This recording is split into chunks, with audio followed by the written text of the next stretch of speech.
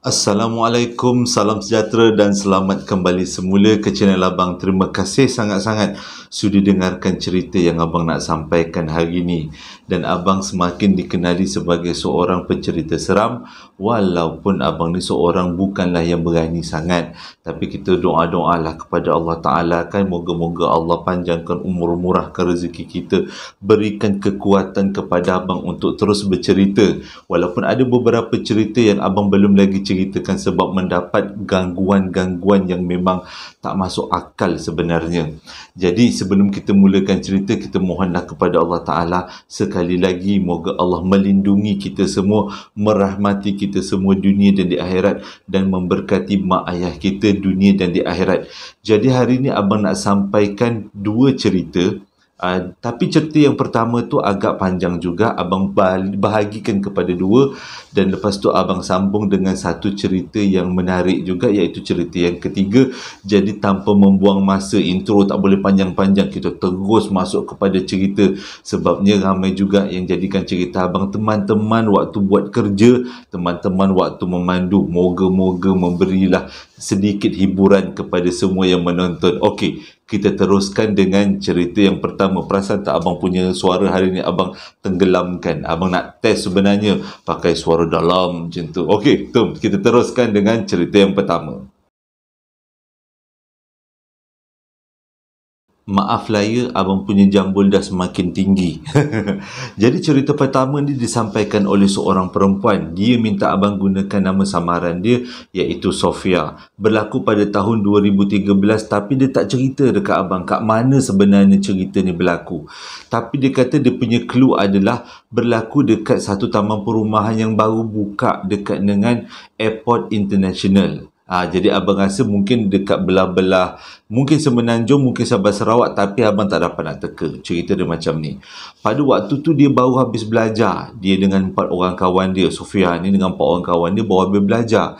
Bila habis belajar dalam bidang, Abang tak pasti bidang apa, tapi ada kaitan dengan bidang kapal terbang macam tu lah, international airport. Jadi bila dah habis belajar tu, carilah kerja 4 sekawan dia. Akhirnya dia dapat kerja dekat satu syarikat penerbangan yang boleh dikatakan terkenal juga dekat Malaysia. Dan syarikat penerbangan tu memang selalu ambil pekerja-pekerja baru. Dan bila Sofia dengan 4 kawan dia ni dapat kerja dekat syarikat penerbangan ni, dia punya seronoknya tak boleh nak cakap. Sebabnya pada waktu tu 2013 susah betul orang nak dapat kerja walaupun ada ijazah dalam tangan. Jadi bila dia dapat kerja, dia memang tak nak lepaskan peluang, memang terus saja dia bekerja dekat syarikat tu. Yang jadi masalah adalah nak cari rumah kosong, rumah untuk mereka berempat ni tinggal. Sebenarnya syarikat penerbangan tu memang ada sediakan asrama untuk pekerja. Tapi masalahnya, kalau duduk asrama dekat pekerja, dia punya aktiviti tidak bebas. Dia ada masa masuk, ada masa keluar. Tak boleh nak duduk. Kadang-kadang kita nak pergi tengok wayang pukul 12 malam, tak boleh. Sebab dia memang kena masuk asrama sebelum pukul 12. Jadi diorang berempat ni memang ambil keputusan duduk dekat rumah luar, dekat sewa dekat luar. Tapi dia kata nak cari rumah sewa dengan waktu tu belum dapat gaji lagi, gaji masih kecil lagi, memang susah nak cari rumah sewa yang murah dan kedudukannya dekat dengan airport, dengan lapangan terbang tu. Memang susah nak cari. Tapi akhirnya diorang berjumpa bila diorang dapat kontak dengan seorang lelaki ni. Tapi lelaki ni cakap ada satu masalah dekat rumah ni, iaitu rumah ni memang dekat dengan airport, tapi kedudukannya agak ke dalam sedikit sebab rumah ni masih lagi rumah baru. Kawasan perumahan baru, tak ramai lagi orang yang duduk. Jadi bila diorang dapat berita macam ni, diorang pun pakat-pakat lah, jumlah kita pergi tengok dululah macam mana keadaan rumahnya, roboh ke, apa sengit ke. Jadi diorang berempat pun mungkin naik kereta, takkanlah naik motor 4 orang. Abang rasa dia tak beritahu, tapi abang rasa diorang naik kereta lah. Buat berempat tu naik kereta, pergilah tengok taman tu, keadaan taman tu macam mana. Bila sampai dekat taman tu, memang betul lah taman tu taman baru. Lepas tu di belakang taman tu ada kebun kelapa sawit. Nampaknya macam kebun kelapa sawit tu dah lama tak digunakan. Lebih kurang kat belakang rumah tu. Ke depan, abang rasa belakang. Dan sebelah taman tu pula dia ada lorong kereta api. lorong kereta api, kalau tak silap abang, MRT ke LRT. Oh, ni kat Semenanjung ni. Sebab ada MRT kan.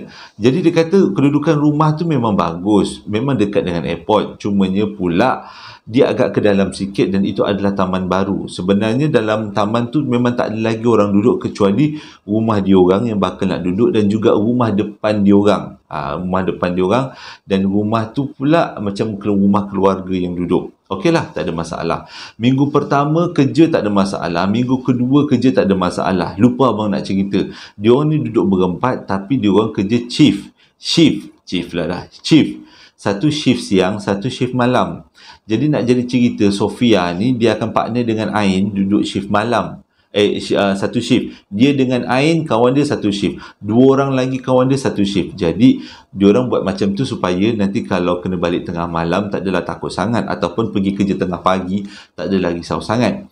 Ceritanya, bila pada satu hari Sofia dengan Ain ni kena kerja shift pagi, pada waktu tu lebih kurang diorang kena masuk kerja lebih kurang pukul 7 pagi. Jadi disebabkan Sofia ni memang jenis yang lambat bersiap, Ain pun sama, lambat bersiap. Jadi diorang terpaksa bangun awal, lebih kurang pukul 3.30 pagi diorang bangun. 3.30 pagi siap bangun, siap mandi, make up, pakai tudung, pakai baju, kasut, stokin semua. Diorang siap lebih kurang pukul 5 pagi, 4.30. Diorang siap-siap semua 4.30, dan 4.30 diorang dah tunggu dekat depan rumah. Sebabnya yang akan datang jemput adalah van pekerja. Jadi pada hari kejadian, Sofia siap dulu. Jadi Sofia duduk dekat depan rumah, Ain duduk belakang. Ain masih lagi dalam rumah, masih lagi bermakeup. Jadi tunggu sambil-sambil tu Sofia kata walaupun waktu tu mata dia memang ngantuk sangat. Yelah bangun pukul 4.30 pagi kan. Ngantuk sangat dia kata. Jadi bangun 3.30. Jadi waktu 4.30 tu masih lagi ngantuk. Jadi untuk mengelakkan dia berasa ngantuk yang teruk sangat, dia pun buatlah regang-regang tangan. Buat senaman-senaman sikit supaya badan jadi segar. Sementara tunggu van datang. Van datang dekat-dekat pukul 5 lah. Jadi dia orang berdua akan sembahyang subuh dekat pejabat, dekat airport nanti. Jadi dia kata waktu tengah nunggu tu, dalam hati dia, ya Allah lamanya pula si Ain ni tak keluar-keluar ni, van dah nak sampai ni. Tiba-tiba dia rasa keadaan suasana pada malam tu jadi terlalu sunyi. Dan angin jadi panas. Maksudnya suasana tu jadi panas dia kata. Dan abang nak bagi tips melalui cerita yang abang dapat. Selalunya kalau suasana terlalu sunyi, bunyi cengkerik pun tak ada, bunyi apa pun tak ada, hati-hati macam ada benda yang nak terjadi. Itu berdasarkan kepada apa yang abang dapat selalunya melalui cerita-cerita orang ramai lah kan.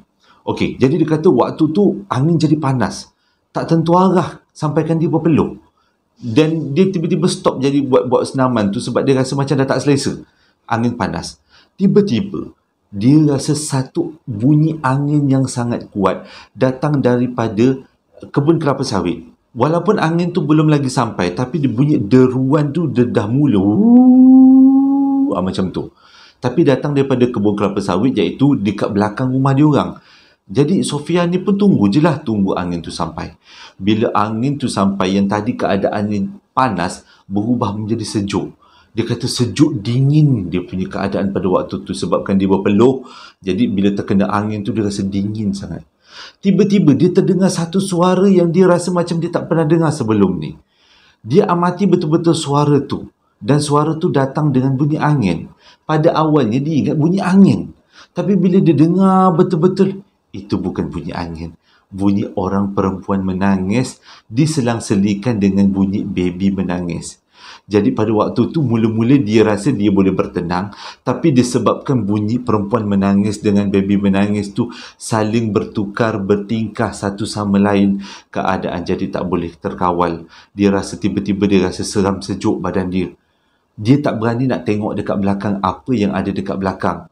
Sebab dekat belakang rumah dia kan adalah kebun kelapa sawit kan. Dari mana datangnya suara tu adalah daripada kebun kelapa sawit. Dia tak berani nak pandang belakang sebab dia takut kalau dia pandang belakang ada benda yang duk tercenggat dekat atas bumbung ke tahu hara dia rasa. Jadi dia kata okey, dia diam dan dia cuba berselawat Nabi, Allahumma salli ala sayyidina Muhammad wa ala ali sayyidina Muhammad. Dia try baca banyak kali la ilaha illallah, la ilaha illallah, sementara nak menunggu Ain keluar daripada rumah Dia sebenarnya, dia kata kalau keadaan jadi semakin teruk, dia nak berlari masuk dalam rumah. Tapi dia takut kalau dia berlari masuk dalam rumah, tiba-tiba van yang jemput dia sampai. Van tu ingat dia orang ni akan tak datang kerja. Ada sakit ke, ada urusan ke. Jadi van tu akan tinggalkan dia. Jadi macam mana dia orang nak pergi kerja?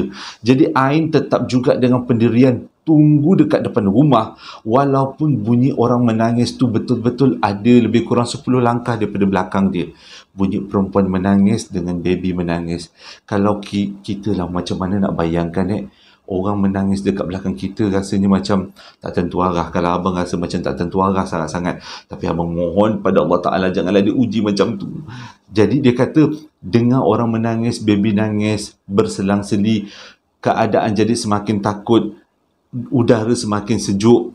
Dia harap-harap ada dua keajaiban, iaitu tiba-tiba van datang kat depan dia ataupun tiba-tiba Ain keluar daripada rumah tepuk dia. Tapi doa dia dikenankan oleh Allah Ta'ala, diperkenankan oleh Allah Ta'ala. Ain keluar daripada rumah, bukan. Tiba-tiba dia punya badan kena tepuk dengan seseorang, dan bila dia toleh belakang, Ain. Lepas tu Ain buat muka-muka cuak. Lepas tu dia tanya dengan Sofia, kau ke mana? Ain tanya kat Sofia, kau ke mana? Sofia kata, aku daripada tadi ada kat sini. Kau dah kenapa? Dia cakap, asyik baik kau keluar. Dia kata, ada benda yang tak sedap berlaku. Okey, apa yang berlaku sebenarnya? Sofia tanya pada Ain. Ain cakap, waktu aku keluar dari rumah, aku tengok engkau tak ada kat depan. Aku puaslah panggil engkau, jerit nama engkau, tapi kau tak ada dekat depan. Aku tak tahu kau ke mana. Tiba-tiba aku nampak engkau tercegat dekat tepi jalan, yang selama ni aku tak nampak pun engkau. Tapi Sofia cakap sebenarnya sepanjang tadi dia memang duduk tepi jalan. Dia tak ke mana-mana. Lepas tu Sofia cakap, sebelum kau keluar tadi, aku dengar ada perempuan menangis dengan baby menangis dekat belakang rumah kita. Waktu tu Ain dah rasa cuak. Ain tanya, kau tengok tak? Mana berani aku nak tengok. Dia kata, kalau aku tengok tiba-tiba aku nampak benda lain, tak ke huru-hara, tak jadi kerja kita Kang. Jadi waktu Ain keluar tu, waktu Ain tepuk bahu Sofia tu, suara baby tu dah tak ada, suara orang menangis tu pun dah tak ada. Cumanya, diorang berdua pelik. Sofia pelik, kenapa bunyi orang menangis tu dah tak ada, tapi Ain pelik, ke mana Sofia pergi sepanjang dia ada kat depan. Dan tiba-tiba Sofia boleh muncul dekat depan dia. Dan lepas tu datanglah van. Bila datang van, diorang pun naik van pergi kerja macam biasa. Lepas tu diorang bertanyalah dengan kawan-kawan yang kerja kat tempat yang sama tu, ada tak peristiwa-peristiwa pelik yang berlaku dekat taman tu. Jadi adalah beberapa orang kakak-kakak senior yang beritahu sebenarnya taman tu adalah taman baru, tapi taman tu berdekatan dengan rel kereta api laju iaitu MRT. Dan dulu dekat kawasan tu dia kata ada satu peristiwa, ada seorang perempuan terjun dekat rel kereta api tu dan bunuh diri sewaktu kereta api tengah laju. Dan kejadian tu berlaku dekat-dekat dengan kawasan rumah diorang. Jadi dengan kata lain, mungkin bunyi baby menangis dan juga perempuan menangis tu adalah Corin ataupun seorang daripada alam sebelah yang menyamar sebagai mereka berdua yang dah meninggal tu untuk menakut-nakutkan Sofia. Dan Sofia kata sejak daripada tu, bila dia kena kerja shift pagi, untuk keluar rumah awal dia tak berani keluar seorang. Dia mesti heret kawan dia. Kalau hari tu dia partner dengan Ain dia bawa keluar, dia tak akan keluar seorang-seorang, sebab cukuplah jadi pengajaran untuk dia. Cerita kedua ni memang boleh tahan seramnya. Masih lagi berkisahkan tentang pengalaman Sofia duduk dekat rumah tu. Lupa abang nak beritahu, rumah tu rumah 2 tingkat. Jadi siapa-siapa yang duduk di sekitar rumah tu ataupun duduk dekat dalam taman tu, bolehlah komen-komen ke abang tentang rel kereta api yang dulunya ada perempuan mati bunuh diri. Dan kali ini adalah satu cerita yang menarik juga. Cerita dia macam ni. Pada satu malam, Sofia kata waktu tu dia balik kerja awal. Dia balik kerja awal sebab dia kerja shift siang. Jadi bila kerja shift siang, malam tu memang dia ada dekat rumah dan esoknya adalah cuti. Jadi dia kata waktu cuti memang menjadi kebiasaan anak remaja lah. Tahun 2013 diorang semua memang tak duduk rumah. Time cuti lah nak pergi tengok wayang, time cuti lah nak pergi shopping-shopping, pergi dating-dating. Tapi Sofia ni sebenarnya kawan-kawan rumah dia ajak je dia keluar. Yang ajak keluar Suzy dengan Liza. Tapi Sofia ni memang bukan jenis yang, dia kata dia bukan jenis orang yang suka keluar-keluar malam. Malas dia kata. Sebab dia kata dia nak tidur awal. Dah penat sangat, asyik tidur lewat aja kan. Sebab kerja kan. Jadi waktu cuti dia nak tidur awal lah. Nak bagi segarkan badan. Okay. Jadi yang keluar rumah adalah Syaz dan juga Syaz kan, abang takut salah. Syaz dan juga Liza yang keluar daripada rumah, yang tinggal kat rumah Ain dan juga Sofia. Jadi Sofia kata malam tu dia tidurlah dekat dalam bilik dia. Dia tidur dekat dalam bilik dia. Bilik dia berasingan dari bilik Ain. Sebab rumah tu memang ada 4 bilik. Jadi seorang satu bilik lah dia kata. Jadi malam tu dia kata dia okey, dia tidur tak ada masalah pun. Dia tak adalah mimpi yang pelik-pelik. Dia kata semuanya aman-aman je. Tengah-tengah dia tidur, tiba-tiba pukul 1 pagi, lebih kurang pukul 1, 1:30 macam tu, dia terbangun. Sekarang pukul 1:30 pagi.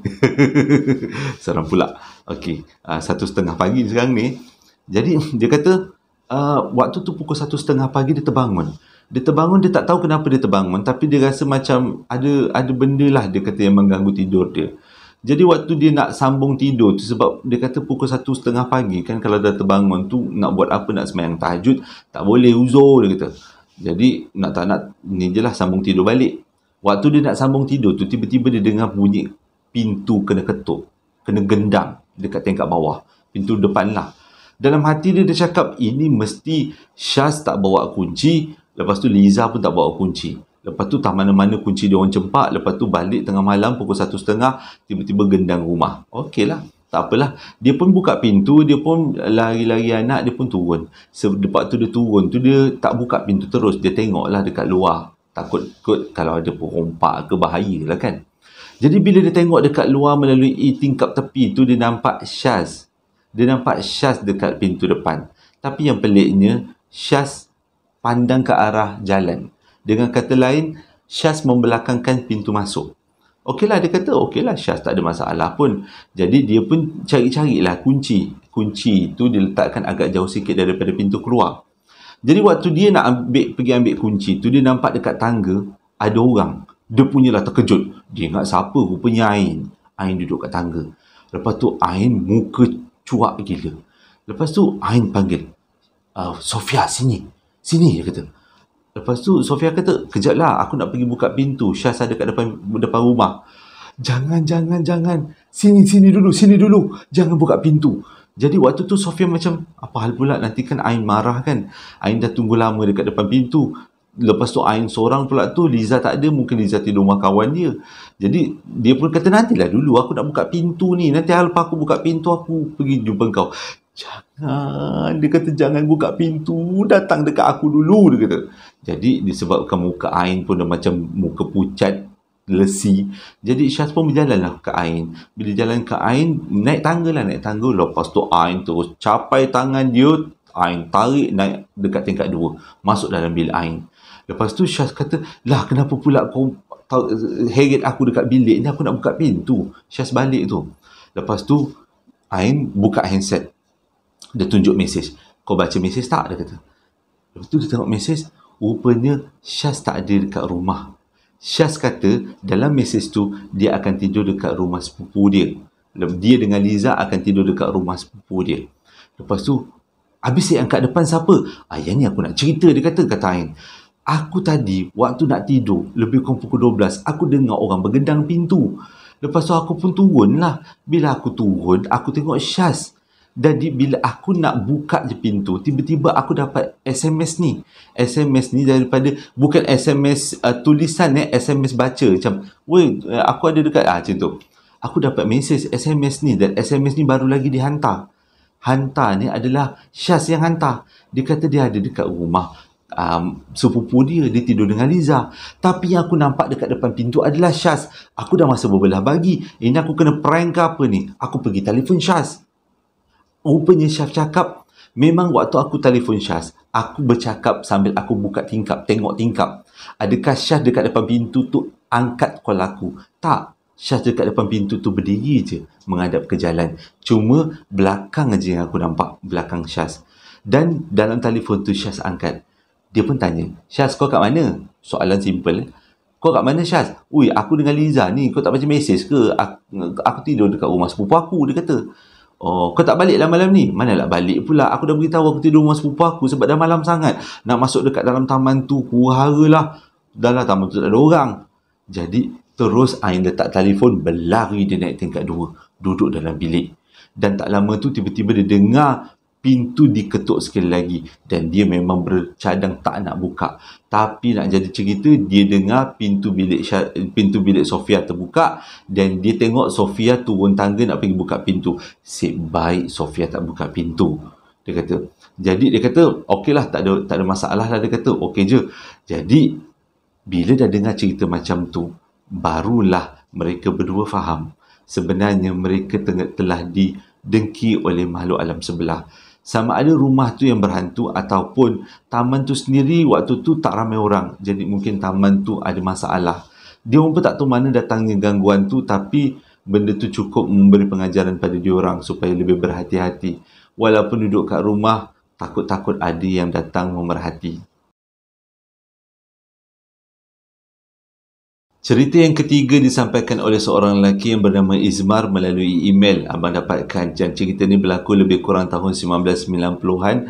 Waktu tu Izmir masih lagi sekolah rendah. Jadi dengan kata lain, Izmir ni lebih kurang bayar abang lah, geng-geng 40-an. Berlaku dekat negeri Johor, tapi dia tak spesifik dekat mana. Cumanya berdasarkan kepada keadaan situasi cerita dia, abang rasa macam dekat Pontian. Tapi abang tak nak cakap dekat Pontian sangat. Tak naklah tuduh orang Pontian cerita, dia kata. Dia kata kes ni berlaku pada tahun 1990-an. Waktu tu dia kata dia duduk dekat dalam satu kampung dekat kawasan Johor, dekat satu kampung. Bapak dia bekerja sebagai pemandu lori dan memang selalu tak ada kat rumah. Dan dia dekat rumah tu ada 4 orang adik-beradik je. Akak, yang pertama kakak, yang kedua dia, yang ketiga adik lelaki, yang keempat adik perempuan dia. Dan adik perempuan dia dengan adik lelaki dia dekat bawah dia tu jaraknya agak jauh sikit dengan dia. Mak dia lambat beranak, lambat dapat rezeki anak lah waktu tu. Jadi ceritanya, bila ayah dah selalu tak ada kat rumah, memang tugas membeli barang selalunya diserahkan kepada akak dia. Mak dia memang selalu suruh akak dia beli barang kat kedai. Tak kisah siang, tak kisah malam. Mujurlah dekat rumah tu ada motor, bapak dia beli motor. Jadi dengan kata lain, tak adalah susah sangat nak gunakan motor tu untuk pergi beli barang dekat kedai. Tapi dia cakap dekat kampung tu, dia ada satu kawasan perkuburan lama. Dekat kawasan perkuburan lama tu ada satu pokok besar. Dia kata kebanyakan orang tak tahu dekat kampung tu ada perkuburan lama sebab dia punya batu nisan dah tenggelam dalam tanah. Dah patah dan dah tenggelam dalam tanah. Keadaan kubur tu dah terlalu lama. Dan keadaan kubur tu dia kata tak banyak. Ada beberapa je, lebih kurang 20 lah macam tu. Tak banyak, tak macam perkuburan besar kita sekarang kan. Dia kata kebanyakan orang-orang kampung tu memang rasa seram bila lalu dekat kawasan pokok tu. Dan untuk mengelakkan daripada perkara yang pelik-pelik berlaku, memang mak dia tak akan bagi untuk anak-anak dia beli barang waktu malam. Paling tinggi pun pukul 6.30 dah tak boleh keluar rumah, duduk dalam rumah. Jadi nak jadi cerita pula pada hari tu diorang kehabisan lauk. Mak dia lupa nak pesan pada anak-anak dia supaya beli barang waktu siang. Jadi malam tu ada nasi putih je. Takkan nak makan nasi putih aja, kesian dengan anak. Jadi mak dia suruhlah si kakak ni pergi beli, kakak si Izmir ni pergi belilah telur dekat kedai dekat depan. Dia kata jarak rumah dia dengan kedai agak jauh juga. Tapi jarak rumah dia dengan pokok besar yang ada kubur lama tu tak berapa nak jauh sangat. Cuma dia terasa jauh sebab dia main selekoh. Dia ada banyak keluk-keluk selekoh tu yang nampak jauh sikit. Keadaan waktu tu lebih kurang pukul 9.30 malam. Dan dia kata kalau dekat kawasan kampung, pukul 10 kedai dah tutup. Jadi sebelum kedai tutup, dia kata nak mengelak daripada makan nasi aja. Mula-mula boleh je dia orang kata nak makan nasi, tapi bila bincang-bincang mak dia, alang-alang daripada makan nasi, baik makan nasi dengan telur kicap ke, nasi dengan telur goreng ke, kurang-kurang ada lauk tambahan lah kan. Sayur ada, dia kata kacang botol. Jadi lawan dengan telur, masak panas-panas sedap juga, dia kata. Jadi dia pun dengan kakak dia pun nak pergi kedai, tapi disebabkan keadaan waktu tu dah terlalu malam sangat, jadi Izmir pun temanlah kakak dia. Tapi yang mandu motor tu adalah kakak dia. Jadi dia kata mula-mula tak ada masalah, perasaan tu okey. Tapi bila dah dekat dengan pokok besar yang kubur tu, dia dah mula rasa macam hara, terutama kakak dia. Sebab dia kakak dia mula dah rasa bawa motor tu macam dah ke kanan ke kiri. Nampak sangat kakak dia macam takut.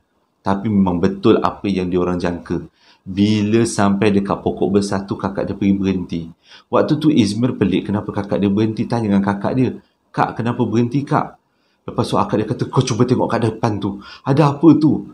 Rupanya Diorang berdua nampak dekat bawah pokok tu ada seorang pakcik tua.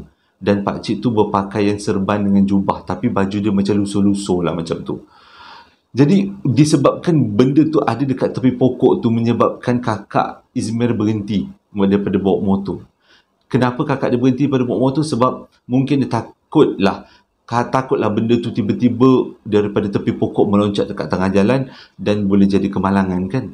Jadi waktu tu kakak dia berhentikan motor. Dah keadaan menggigil, ketakutan, berpeluh. Izmir pun sama. Izmir dia peluk badan kakak dia sebab Izmir waktu tu sekolah rendah. Akak dia dah sekolah menengah lah. Menengah bawah form 1 macam tu, form 1, form 2. Sekolah menengah rendah kan.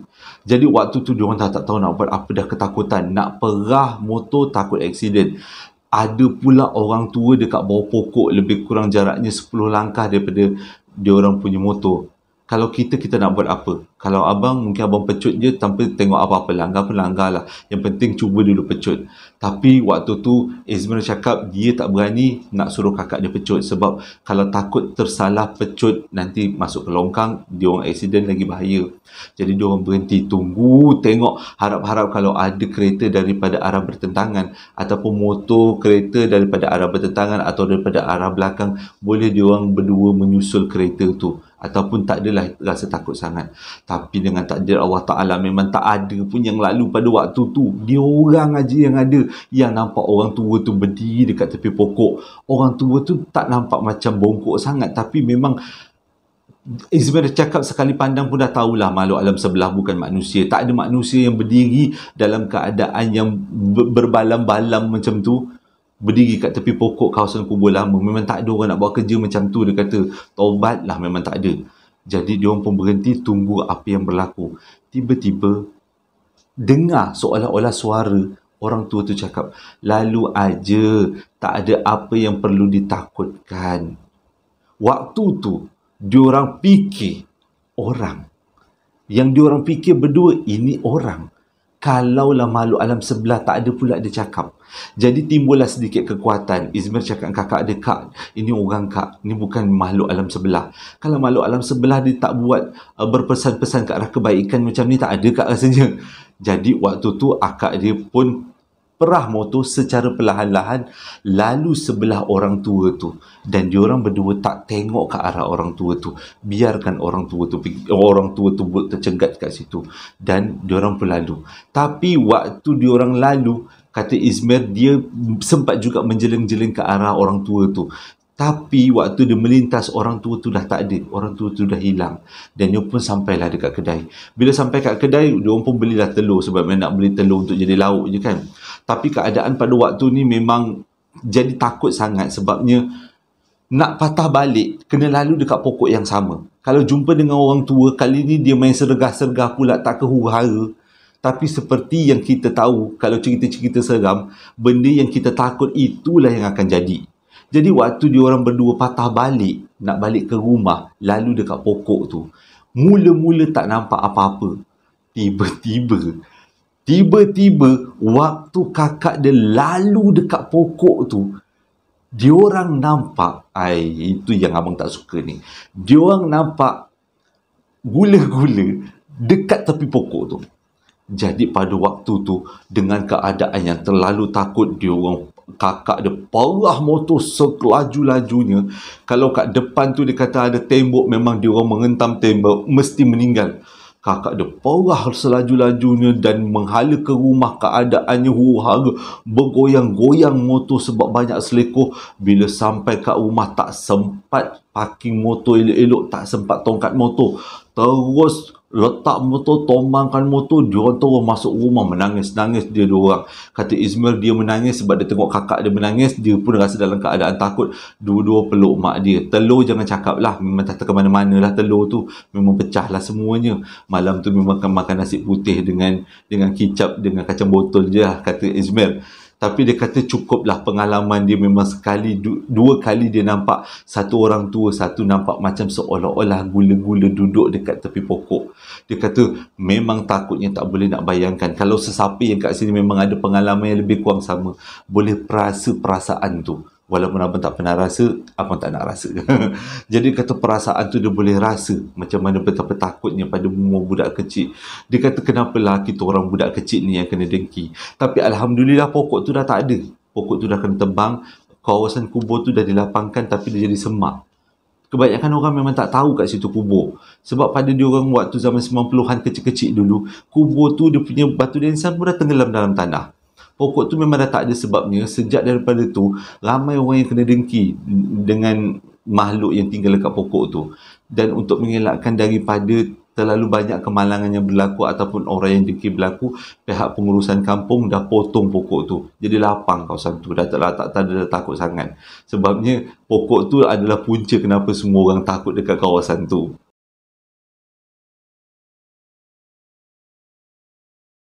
Terima kasih sangat-sangat dengarkan cerita yang abang sampaikan. Moga-moga jadi hiburan, jadi iktibar. Tapi hari ni abang bercerita agak laju juga kan. Sebabnya abang bila tengok balik cara abang bercerita daripada yang sekarang dengan yang dulu agak berbeza. Kalau dulu ceritanya macam santai, macam sekarang ni. Santai. Jadi cerita selepas-selepas tu abang banyak bercerita dengan cara yang agak slow. Jadi ada juga teguran yang abang dapat, abang anggap sebagai teguran positif. Bang, terlalu slow sangat abang bercerita. Mungkin abang terlalu nak menghayati cerita tu sampai dia jadi slow. Jadi hari ni abang cuba untuk lajukan sikit. Moga-moga senang faham. Terima kasih sangat-sangat sudah dengarkan cerita yang abang sampaikan. Moga-moga jadi iktibar, jadi hiburan untuk siapa-siapa yang mendengar. Terima kasih juga dah ya support semua barangan-barangan yang abang jualkan. Ke siapa-siapa yang nak beli barang-barangan yang abang jual, ada abang sediakan linknya dekat description box. Bolehlah tekan link kat situ. Nanti dekat Shopee ada, nanti adik abang yang nama Amir pun jawab. Terima kasih sangat-sangat. Sehingga berjumpa lagi dalam 2 hari akan datang. Assalamualaikum warahmatullahi wabarakatuh.